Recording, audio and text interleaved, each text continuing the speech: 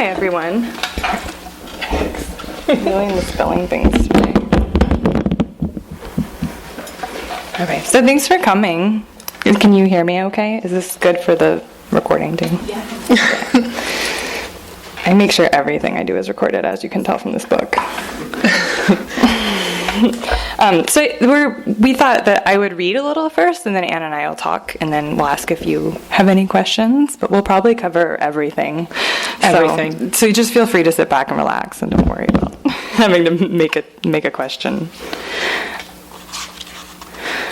So the first chapter I'm going to read, don't worry, there are not a lot of chapters I'm going to read, just two. Is called Practice, and it's one of the earlier letters that were sent out. And I don't know if you need any backstory. You probably already know the backstory, but the character of this book, me, is in the course of the book, is a sex worker in a relationship, like a romantic relationship that's semi-committed at best.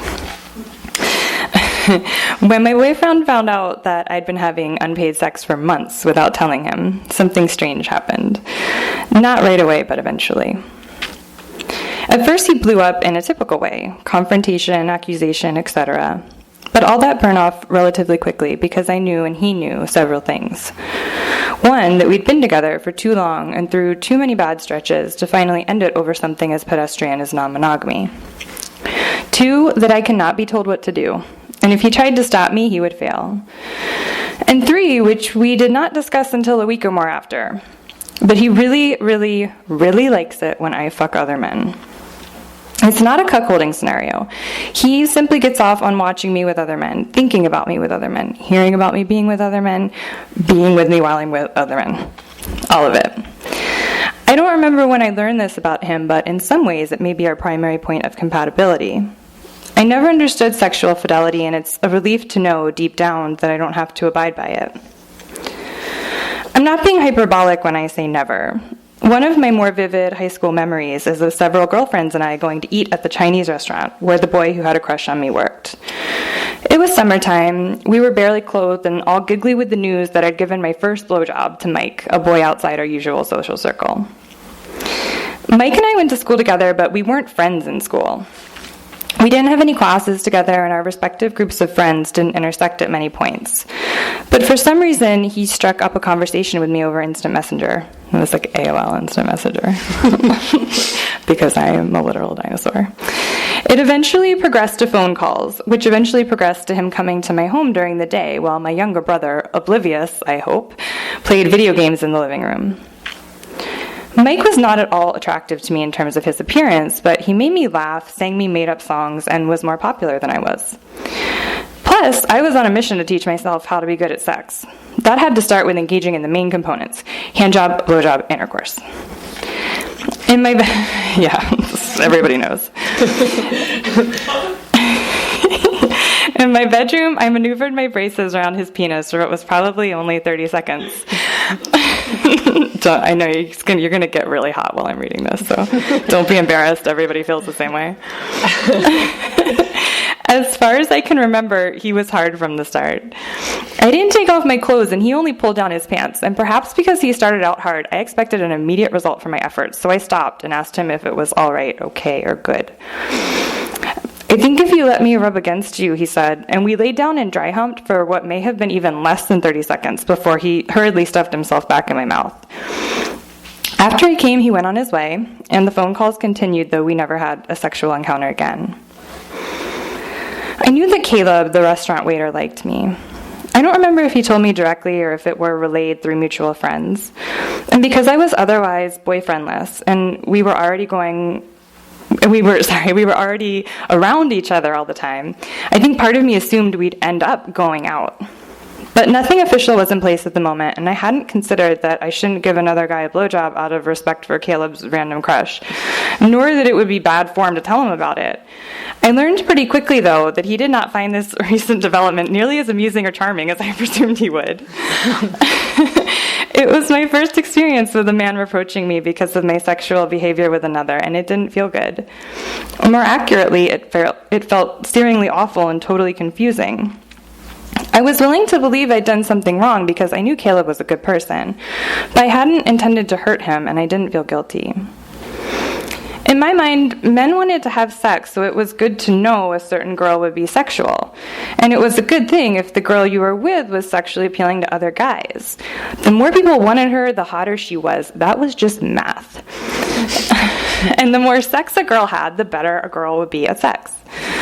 This was all basic and self-evident, so much so that at the start of that same summer, I shamelessly enlisted my best friend on a quest. We'd practice sex now with whoever would offer himself up as fodder, and then we'd be good at it when we met men who really mattered to us. These ideas came from somewhere, or else I was born with them. Later, close to graduation, I found out that Mike, that's the first blowjob guy, had told everyone at his lunch table about our 2 minutes, and therefore probably 90% of the people I took classes with knew and had known for years. I cannot recall feeling hurt or embarrassed by this, though I was struck by his general immaturity and tackiness. He had more social cachet than I did, so maybe I'd banked on class embarrassment to keep him from telling all the assholes he hung out with, which is probably a little hypocritical since I told my own gang of beloved assholes, though in my defense, most of them went to another school. Even later, Mike and I went to the same college and ended up on a lame date that involved wandering around campus at night and eventually going back to his room. Sitting next to him on his bed, fully clothed, and declaring it was time for me to go is still one of my proudest moments. And perhaps it only became so in retrospect, but I believe his lack of discretion and the resulting lack of respect I had for him was the main reason why I left. When my boyfriend and I are getting along, I don't like writing or talking about our relationship because it seems disrespectful to him. There are plenty of things I won't share when we're not getting along too, because it is too great a violation. But getting along in particular feels exclusive and more private than pretty much anything else in my life ever feels. It's like an alliance with many secret components that wouldn't be intelligible to anyone else but the two of us. And you can laugh when I say that I'm loyal, but it's the truth. So trying to explain what evolution took place will not be easy, not even to a friend and definitely not to strangers. The odd thing is he apologized. He apologized thoroughly and more than once. In some ways, it was like a moment in a fairy tale when a human emerges from some non-human form. He seemed to transform, but out of his own will. He then pledged his continued transformation to me. I have my theories that I was shaking him out of complacency, reminding him he doesn't control me, or that it was evidence of my being ready to move on. I know he'd been telling himself our sex was unsatisfying and sporadic because I didn't have a sex drive, but now here was proof that I did. He told himself he knew everything there was to know about me, but for me to take any drug before fucking someone I barely knew shocked him. I think he saw me in that big picture real way of seeing someone, and some of what he saw he didn't recognize, but that obscurity itself was recognizable, and why he responded to me in the first place so many years ago. The following months were somewhat astounding, not without emotional flares on his part or wariness on mine, but he seemed dedicated to this newness. He impressed me. Caleb and I did end up going out. He made me an elaborately hand-drawn poster that read "Ass of the Land" after I said I had no idea how butts were supposed to look and wasn't sure if mine was any good. "Ass of the Land" was his drunken attempt at conveying my superiority in that department. He was very handsome, beautiful bones in his face, dark hair, blue eyes. He was even confirmed penis length champion out of our social circle of 8 or so core guys who all measured together one day. I never saw it myself, though we made out extensively and often in his basement bedroom. I know I felt it once or twice through his jeans. His affirmations never meant much to me because I could tell he liked me for my personality and not my negligible looks, and he was observant enough to know I didn't make the space for him that he made for me, so we didn't stay together for long. I went on to give my second blowjob to a guy equally entrenched in our clique, and this news came out at a group meal at Applebee's, and Caleb and I didn't really talk much for the rest of high school, though I'd trust him to call me by my nickname then if he saw me now, with sweetness in his voice. Since adolescence, I've mainly attracted a certain type of guy, intelligent, likable, and funny, a bit nerdy, outgoing, with a kind but shy heart. Brave enough to tell me how he felt in some quiet patch outside a noisy drunken party while his friends shouted taunts at him, and I listened with my arms crossed, not meeting his eyes. Good enough to never treat me meanly, even if I could not say the same for myself. But I never liked those guys back. I shot them down quickly and badly. I was not a pretty girl as an adolescent. I was awkward, self-hating, with the same bad hair I have now, and a crumpled, closed-lip smile that stuck around for a year after the braces were gone. I didn't want declarations of love or respect or admiration. I wanted to feel physically attractive, so I was only interested in finding men who pursued me explicitly because of sex. What I mean about their hearts being shy is they were expansive and generous people, enthusiastic and high energy while still being gentle. They had a tender space they wanted to share with someone else and only one other person. They had connections, but they wanted intimacy, and they were looking for the right person to help create it. We're not perfect, and he's done some bad things, but my boyfriend might be the only man I've been with who keeps trying to make space for the shaded-in parts of me. The places in my heart that are dark to him, either because dark is what they are or because they're simply not yet in the light. It doesn't solve everything, but it's a start. So we keep starting again and again. That's the end of that one. And then I'm just going to read one more, which will help in case you haven't read the book when Anne and I are speaking. And I can use the table of contents to find it. That's why it's handy.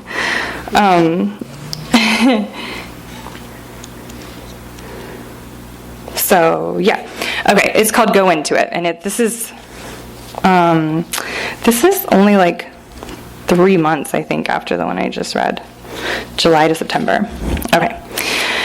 And maybe the only thing you would need to know for this is that George is the guy I'm like most regularly. Yeah, everyone's nodding about George. George is the guy. Let me just put it that way. So go into it. After several long nights wrestling the alligator of love, I resigned myself to not seeing George for at least a day or two after my return. My boyfriend found out before I left, for one thing. He saw my text to a friend. Blah, I love George. Though he brought it up with impressive mildness, disclaiming, I trust you, it seemed impossible that, after 5 days away from home, I could run to this newly loved other man without hurting him deeply. Yeah, I love him, but I'm not in love with him, I said when my boyfriend confronted me. He gave me a look like I usually give him. Okay, he said after a beat. But before my flight back, while we texted, my boyfriend was oddly permissive to the point of outright encouragement, almost pushy. I gave myself an excuse to give in to his prodding. I'll go to George now and tell him and then be free, I reasoned, as if the telling would alleviate my interest in being with him. Like once I delivered the message, I would be released from my desire, curse lifted. George and I texted throughout the trip. Are you back yet? I miss your face, he said. He tried to get me to come to him straight from the airport, but I wouldn't. I had to see my boyfriend first. That was only fair. My boyfriend mentioned he saw George not far from our condo building. He was probably stalking you, he joked. What building do you live in? George would ask later that night. I keep thinking I'm going to run into you. I keep an eye out for you. I want to walk by while you're looking out your window or leaving or going in with someone. And then what would happen, I asked. I don't know, he said. In the time since the threesome, when we had a threesome, he'd often brought up wanting to live closer to me or visit my home. Us not being neighbors is cruel and unusual punishment, he wrote in an email on the night my love for him broke out in my heart like a fresh, greedy stalk. I wish you lived next door, he would say when I left. I didn't have a plan about how to tell him. I figured I would know when the moment was right. When I got there, he was in the shower, as always. We shouted back and forth about the escort he said he'd met, who apparently he didn't see again after their first random encounter, though they emailed.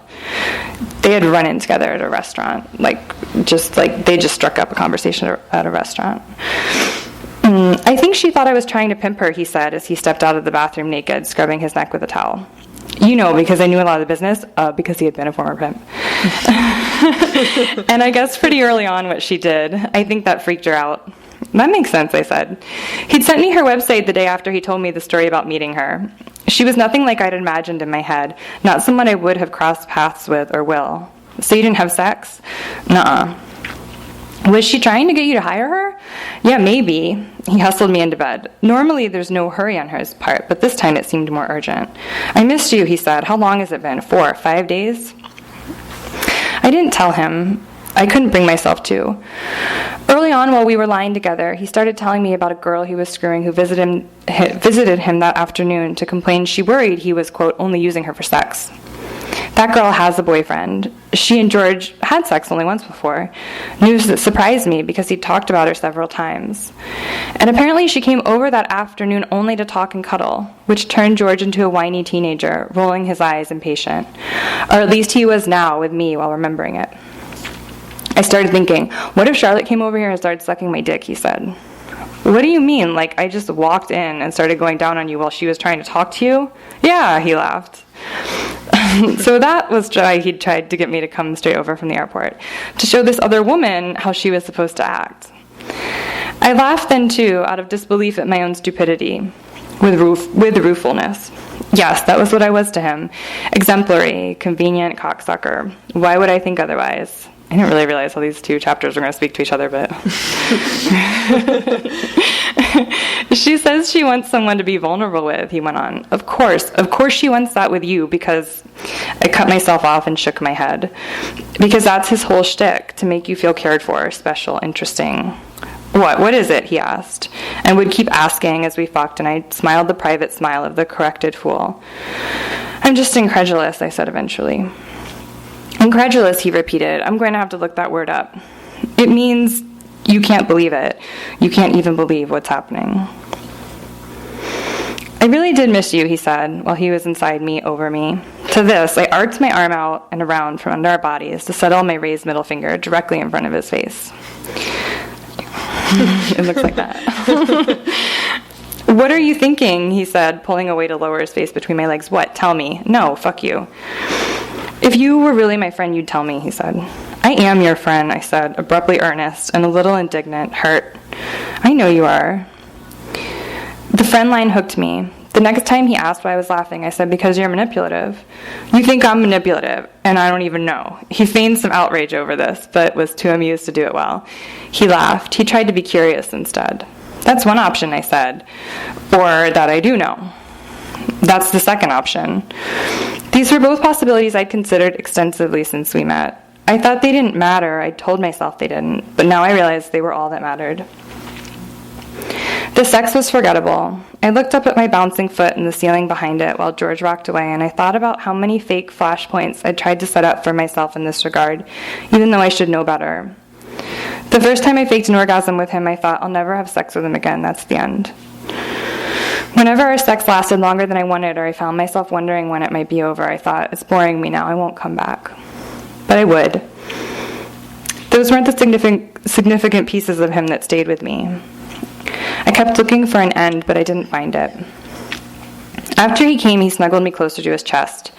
Cuddling, your least favorite part, I said, giggling, still feeling shocked and sour and alone in love. I'd thought so much about how and where and when to tell him, I hadn't been ready to consider not telling him at all. Your favorite part, he said.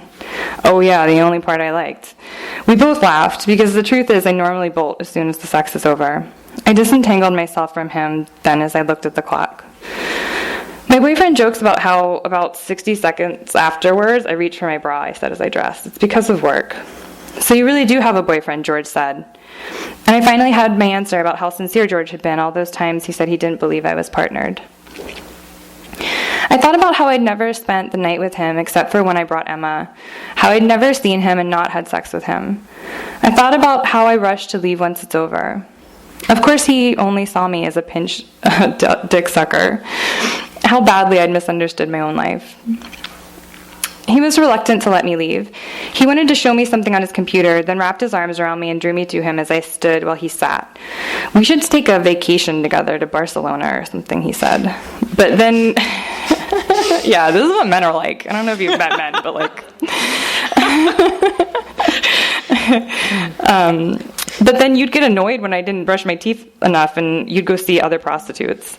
I was referring to when he snuck away from his ex to hire sex workers while they were traveling in Mexico. He considered that for a moment, then said, we can post Craigslist ads there. I laughed. Go overseas just to fuck more people. It was ridiculous and yet very true to who we were. I don't think you lie, I said as he held me. What I really meant was, I think you're too slick to have to tell outright lies. That's what I count on for myself anyway. I don't, he said. Well, not to you. Why would I when we're so straightforward? I went home and got into bed with my boyfriend. My heart was gulping like a hungry flame. I still hadn't found the ending. I kept trying to trick myself into letting it go, but I couldn't. There's no point fighting for something circumstances aren't ready to give you. So I was afraid. So what? I've been afraid before. I'll be afraid again. I knew what to do with this type of fear. I roused myself in the dark to write one phrase on the paper by my nightstand. Go into it. The next morning, I told George I loved him. That's it.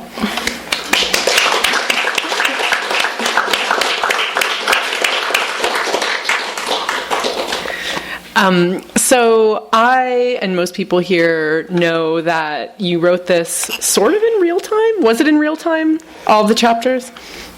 The end of the book has a lot more of a delay, but there's a period in the summer of 2014 when if you look at the dates, which honestly, if I were reading the book as like an audience member, I wouldn't ever, because I would just ignore them. But like there's one here that was sent on August 12th, and then there's one that was sent on August 15th. So like there's a period in there where they're really rapid fire, where it really was like, I was writing about something that happened within 1 week, like just a few days later. And then it's like a little more distance at the end. But yeah, there are parts where it's very immediate. So were you tempted to take all of it and then sit down and write a more traditional memoir? Or is there a reason that you wanted to kind of present it like a catalog or like everything in order more or less how you wrote it at the time? Well, the book exists because the people reading the letter were so great and really like amazing in their responses to it, and so I felt very connected to them, and I felt like I would get emails from people saying like, I just subscribed, I had, can you send me all the old letters? And I was sort of like, no, that's the whole point. Like, you can't read the old letters. I was a late subscriber, but I feel good I did not send that email. I knew. Yeah. You knew better. Yeah, I knew better. I mean, I always felt really bad when people would write that, and I felt like a jerk not doing it, but I was also like, no, somehow this is like how it's supposed to be. So really, like, the whole idea was just that, like, some people have told me they feel so strongly about these letters, like, I want to give it to them as like something that they can hold on to and have the whole thing and read the whole thing. Right. And so to that end, I kind of like wanted to stay true to how it happened. And how it happened was really just me being like, I don't feel like I'm in a good place in my life right now, and I want this outlet. And then the period in the summer where they're coming so rapid fire, I had hit like this really nice...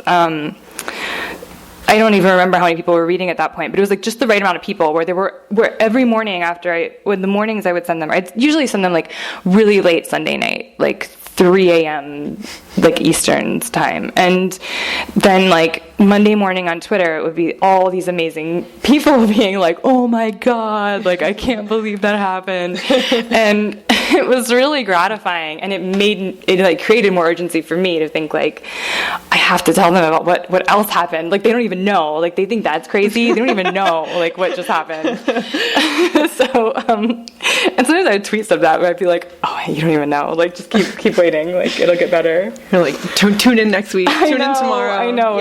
Yeah. It was very much like that, which was fun, hopefully for everyone. Do you feel like there are any downsides or reasons that your writing suffered because most of it was written so soon after you've had these experiences? Like definitely, I don't know. It's like sorry to frame that negatively, or like, or was it? Like, was it? Yeah, my writing's not good. Yeah.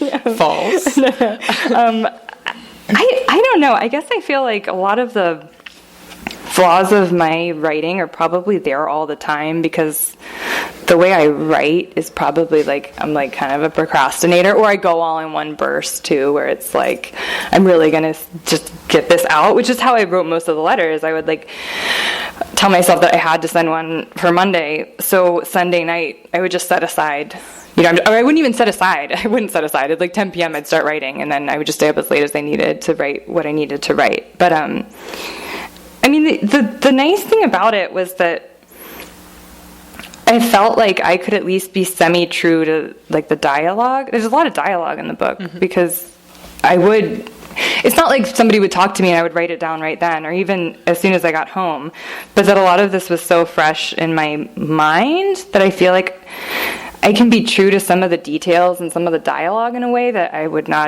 want to attempt to try if I were writing about something with more distance, that freshness was very convenient. But like the inconvenient thing would be like a really stupid typo or like missing word that would drive me crazy, and and sometimes just like editing, where, believe it or not, like these are edited, and like where I would cut out some things thinking, because I was writing it late at night, I was tired, I started losing my ability to discern, like, this really doesn't have to be here. Like, this happened. This literally happened. Like, it doesn't have to be in here just because it happened. Yeah, there's a part in the book, I think it's fairly early on, where you talk about the idea of privacy and how, like, please correct me if I'm misremembering this. And for you, it's really important to be able to just set the boundary or decide what's revealed and when. And so I'm wondering, I don't know. I guess I'm wondering, like, what are those moments? Like, did you have a lot of moments where you were like, I wish I had not left that in. I wish I'd drawn the line differently. Yeah, every time I read publicly, I'm like, wow, I'm really going there with like what's happening in bed. No, I don't know. I guess like I think of myself as a really private person, but then you can like look at the evidence of how I exist in the world, which doesn't really support that. Like, I don't really feel the need to. But even on one-on-one, like I think even one-on-one, like there aren't many things that somebody would ask me where I would think like, where my response would be like, I'm not going to tell you, that's private. It would be more like, you don't deserve to know. Like that's kind of, maybe that's where the line exists. Yeah. It really is. Like if somebody feels maybe entitled to information, which that might have been the context in which I was talking about it. It's like, it comes up sometimes if you're a sex worker. I mean, if you're any type of service worker, right? Where like somebody who's like a client wants to know something about you and they kind of feel like entitled to know it. And you're like, you don't need to know it. Like this isn't your business. Mm-hmm. And it's not because I'm ashamed of it, or like, it's just because it's not your business. It's nothing to do with you. And sometimes like to send a message would be like, that's off limits to you. Right. Right. And as your readership got bigger, did you start to think of those questions differently when it came to like your clients or lovers or the men who pepper this book? Well, one of my old clients kept signing up for the list again and again, and I just kept deleting his email. And he probably just was like, this is broken. Like, why don't I get an email?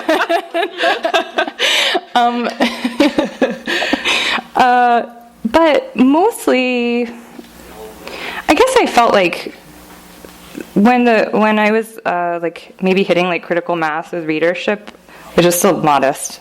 It's not an Anne Friedman newsletter that I was sending out here. This is being recorded. I'm holding up a hand. I'm holding up a stop hand. I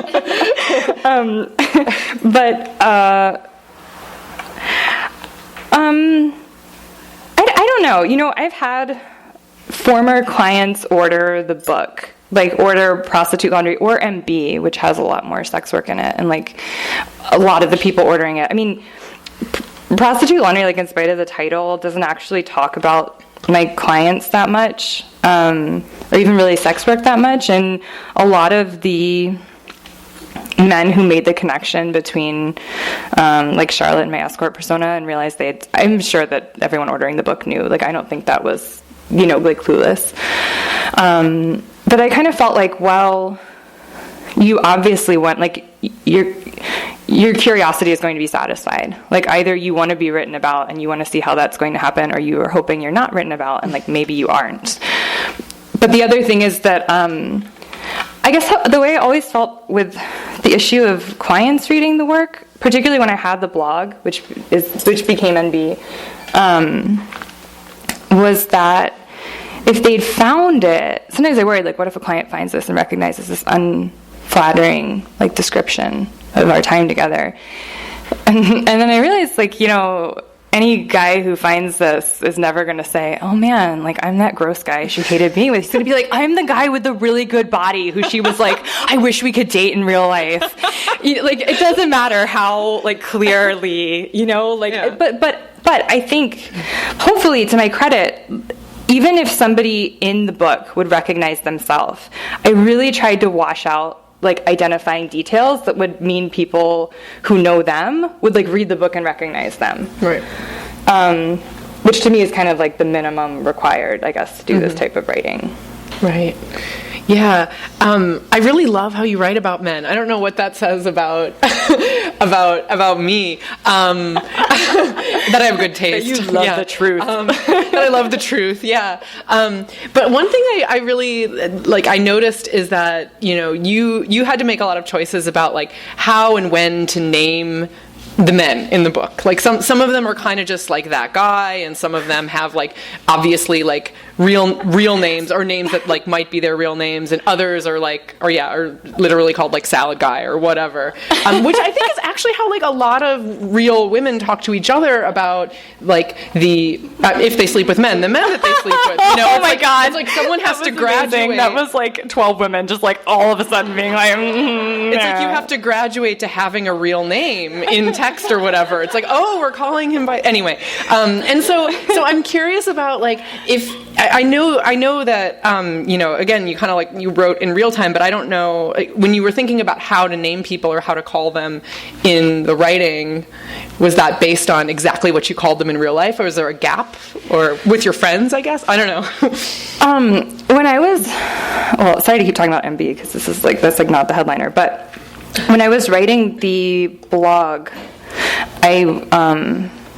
which was like I had no idea how many people were reading it, and I would never name anyone. It's like in NB, I don't think there are any proper male names in NB, like at all, ever. It's all like he, or sometimes it's like the client who, whatever. Just like you're saying, like slang, it's like salad guy, I don't know why I made that up. No, I like it. I wish I had a salad guy. So what I realized kind of early on doing the blog was that people reading it couldn't tell the difference between when the he was my boyfriend and when the he was my client. And that was really interesting to me, and it was not intentional. Because when I was writing the blog, it really was like a very, like a public journal. It wasn't me being like, I'm going to write this and like an agent's going to notice me. It was me just being like, I need somebody to like, I need to just like get this out. So I think that by the time I started sending the letters, I was a little more mindful of like, I started to realize that like the proper names would be, like proper nouns would be required. And sometimes that was just like in the course maybe of writing a letter. Like I'm just thinking even the one I read, like Practice, where like there are these three guys from like my high school days, and they all get fake names, and it was because I just realized like I can't keep doing he, it's too confusing. But yeah, like one of the friends who's credited in the acknowledgments and I were rapidly texting each other about like all our exploits, and we came up with a ridiculous name for every guy, and then we condensed it to an acronym. So it would be like there was this, oh my God, I wish I could remember, like there was one guy, honestly it was like something really mean. So I think we honestly use the acronym sometimes to like not sound so mean, to not remind ourselves of what like awful petty bitches we were, which it'd be like, I don't know, like I shouldn't even give examples, they're too incriminating, but relevant to the book, like, so from the ink in his nail beds on, it's like, I remember writing the ink in his nail beds and being like, I'm going to choose to give this guy a name, even though I don't actually know what's going to happen between us because I'm really into him. And like, so the name was Max. But when I first was like planning to meet him and I was texting my friend, it's like, what are we going to call him? And so we had a name for him and we used the acronyms for him. And then like, as the relationship progressed, which like, I won't say anymore to like not spoil the book if you haven't read it, but I had to like really try to train her to start using his real name. Like every time we text, I'd be like, Max and I, blah, blah, blah. And she'd be like, oh yeah, US and you, and I'm like, his name's Max now. Like, you don't have to keep calling him the acronyms. Like, yeah. But yeah. So I don't know. So sometimes it was because I just realized like it's too hard on readers to not give a little more like container for this person. And other times it was actually. I mean, I think you can. The time where you most clearly see it happen is when I'm talking about George. But I call him the bodybuilder for a while. There's like 3 chapters where I only call him the bodybuilder, and then I'm finally like, okay, I should just give him a name. He keeps showing up. It's going to be easier for everyone. Right.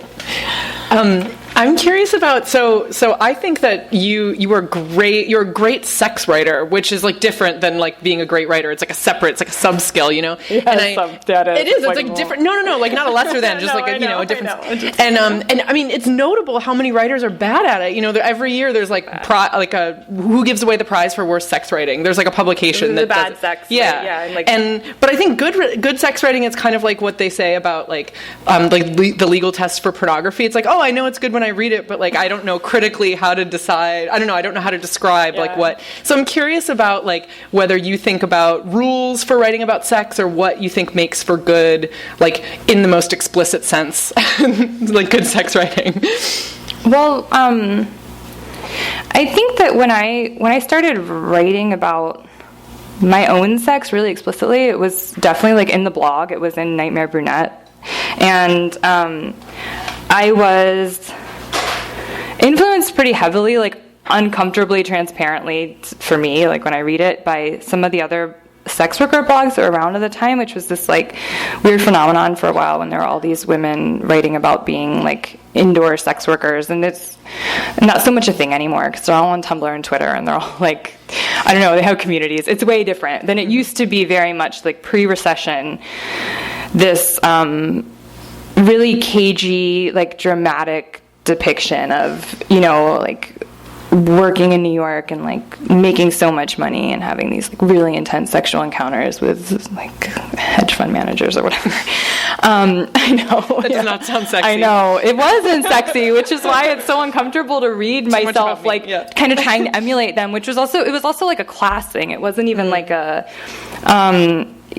I don't know. I mean, I hadn't really thought about it before, but I guess there is sort of like a weird, maybe unexpected angle of like class conveyance sometime in sex writing, where it's like, I want you to know that I'm like a really classy slut. Like, you know, I want you to know I'm like really sexy and have a lot of sex, but like I do it in like the classy way. And which is really dreadful to read. It's like really self-serious and just like melodramatic, and doesn't have a lot of perspective. And I think that I'd written the blog long enough and like experimented with adopting kind of like the tone of like, I hope that I sound cool and adult and like I'm somebody elegant. I'm giving all my blowjobs or whatever. But then by the time I was sending the letters, I was just more like, I really want to talk about what this feels like. I mean, even at the end of NB, I'd gotten to that, where I'm like, the reason I'm describing the sex is because like the physical sensations embedded in sex, which are not always pleasurable, are like speaking to and creating and like changing my emotions in a particular way, and I like want it to interact with that. So every time I wrote about sex in Prostitute Laundry, for sure, and like increasingly in Nightmare Brunette too, like probably for like the second half or something, to whatever extent I'm ever writing details about the sex, it's always because I want to be like, this is how these like emotions were swimming through this sex, or like this is how this sex made me feel this way. And so I don't know, maybe that's better if it's like hopefully not so much ego, like it is serving like a better purpose than making me feel good about myself. I also just love the acknowledgement too of like the bad sex in this. You know, I mean, I think that there are a few points where I'm just like, heterosexual men should all have to read this. Like you describe one sex act as scrapey, like, you know, like the only word I can use is scrapey. You know, it's like, it's not. I mean, and that's like one reason why I would consider it really good, is because it's not just like, here is something designed to be really sexy. It's like it is actually like writing about things that feel very real, and I think like feel really real to the experience of like being a woman who has sex. Yeah. That wasn't a question, that was a statement. No, and I think that's part of the reason why like when I do readings, I always just like pick a letter that I want to read, and then normally there's a point in the letter I'm like, I didn't realize there's going to be so much like graphic stuff in this. Like I've never read my own writing before. But I think part of what makes me feel like not self-conscious about reading it in person is because I'm like, it's fine if like not any of you, but like if in like another audience somebody were getting turned on while I were reading it, like that would be fine. But no, it's like there's nothing wrong with it, but it's also like I'm reading it and I'm kind of like, well, this is explicit, but like it's not I don't think anyone here is getting turned on. You know, it's like kind of like receiving it in a different way. Yeah, and how did you feel when you were I was very turned on at certain points of this book, thank you for asking. Anyway, let's just like stop that one right there. I have one last question that I want to ask you, and then if folks have questions, you guys can chime in. If not, I have way more. But you at one point write in the book that you definitely could choose not to write, that you don't feel like you have a drive within you to get the words out. I must write at all costs. I forget exactly how you phrase it, but I related to it very, very much. Like, I've never had that, like, I'll die if I can't write this. Yeah. I just like doing it. And so I'm curious if, as you say, you could definitely choose not to, why do you choose to do it and write in this style and in the way that you do?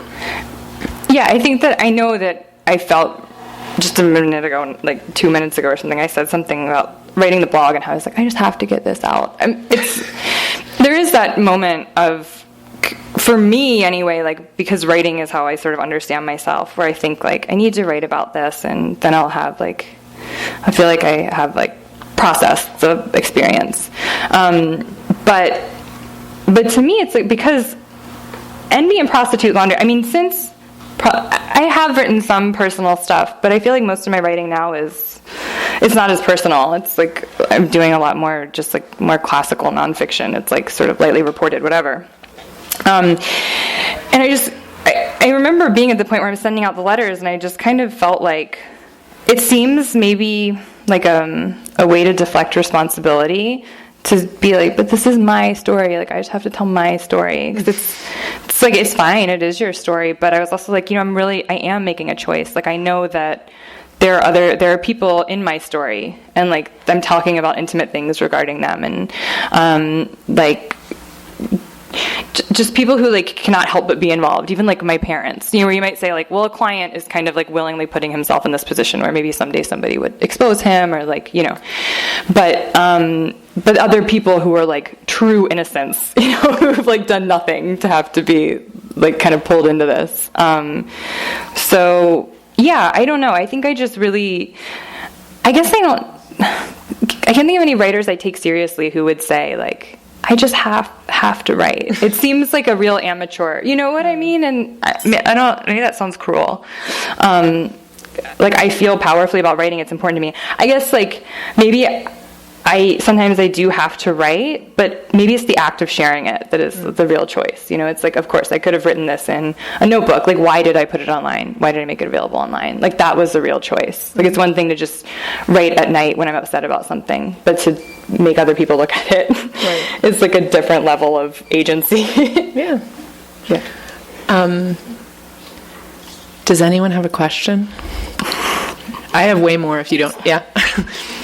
When this is turned into a Disney film, I heard about until today. It was really interesting. I just want to ask, I have two questions. Did you ever feel like your life was in danger? And also, after your first book, do you think you subconsciously kept doing it in order to be like almost an undercover journalist to have material to write about?